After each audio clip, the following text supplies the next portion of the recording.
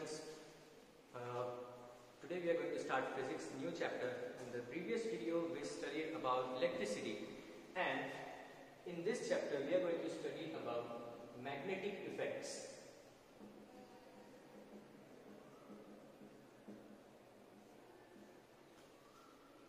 So in the previous chapter we studied that when electricity is passed through a conductor, it creates heat energy, and we called that heating effect of electric current.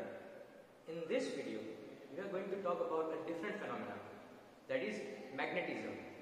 We studied first about magnetic force in 8th standard, about what magnetic force is. It is a non-contact force and everything. And we have played with magnets in our childhood with a simple bar magnet, which has two poles, north pole and south pole.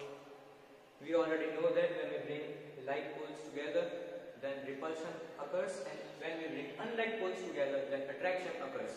And a bar magnet can attract an iron nail. But what is important is we first need to understand magnetism and how it works. Okay, so how a magnetic force works. Suppose this is a simple bar magnet, then in a certain area around it, if we bring an iron piece, in this case let's say an iron nail. So if we bring an iron nail near the bar magnet, then it gets attracted towards it. But we have to bring the nail close enough for this magnet to attract. Suppose we bring this closer up till this point, and then this nail gets attracted towards the magnet. So for this magnet to get attracted, it has to come closer. So the nail has to come closer to the magnet, and it has a certain area around it in which this nail gets attracted. Outside this area, the nail will not experience any force. For the nail to experience a force, it has to come in a certain area within the magnet. This area around the magnet in which the magnetic force is felt of a magnet is called magnetic field.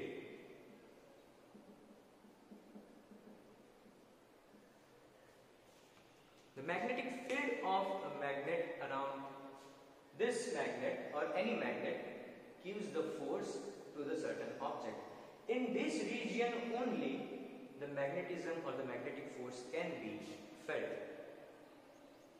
So if I bring the nail inside this region anywhere, then it will get attracted towards the magnet. And this happens for any other metallic object which is attracted towards the magnet. But what about the electricity? I told that we are talking about electric current and its effect.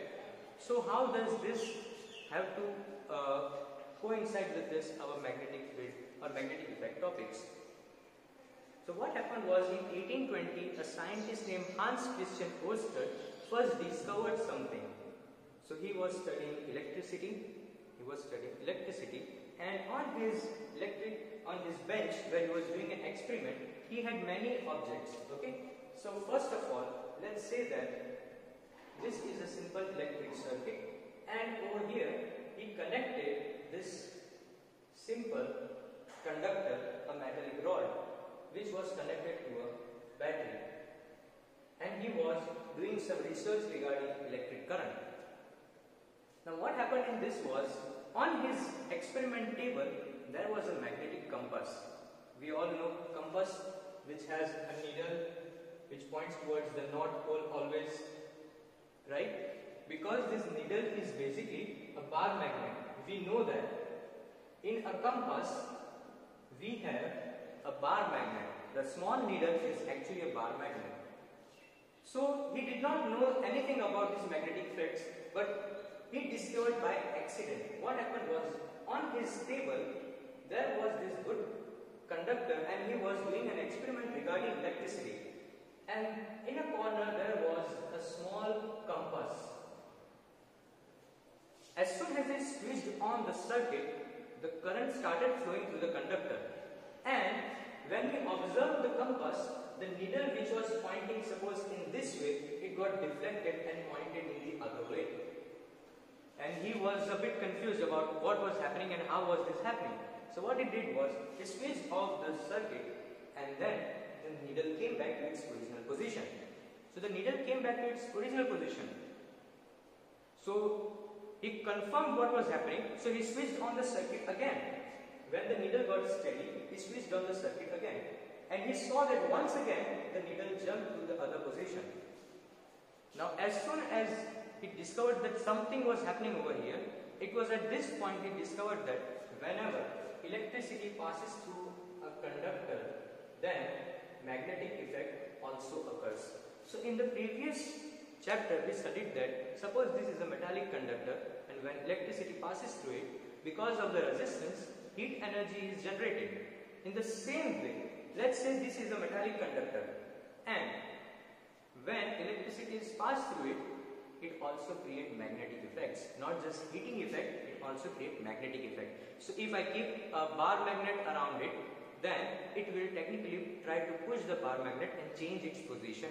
Because we know that like poles attract or repel each other, so something is happening. So this conductor was changing the position of the needle. Okay? The name of the scientist was Hans Christian Ørsted. Hans Christian Ørsted. He by accidentally discovered this magnetic effects of electric current. Okay? Now we will study more about the magnetism. Okay?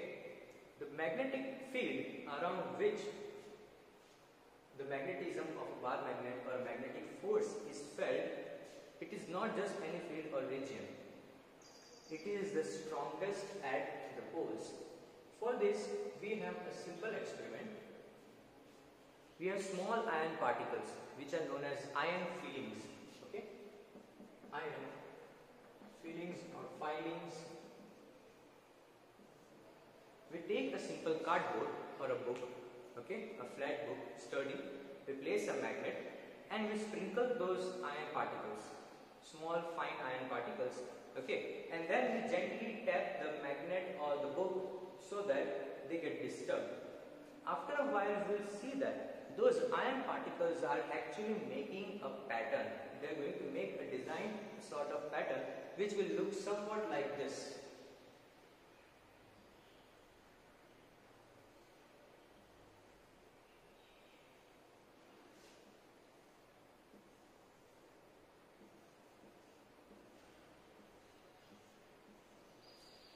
So the iron particles will arrange themselves in such a pattern.